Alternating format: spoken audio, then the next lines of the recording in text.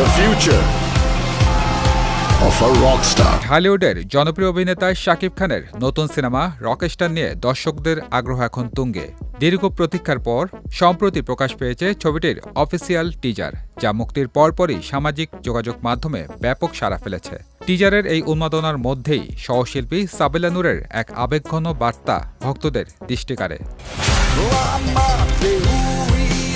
টিজারের collage ছবি share করে নিজের অনুভূতি প্রকাশ করেন সাবিলা নূর। তিনি জানান, এত বড় এবং স্মরণীয় একটি প্রজেক্টের অংশ হতে পেরে তিনি ভীষণ গর্বিত ও আনন্দিত।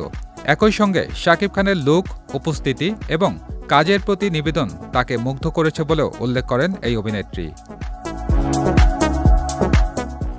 শাকিব খানের সঙ্গে কাজের অভিজ্ঞতা শেয়ার করে সাবিলা বলেন, তিনি শুধু একজন বড় তারকাই নন, মানুষ হিসাবেও অনন্য।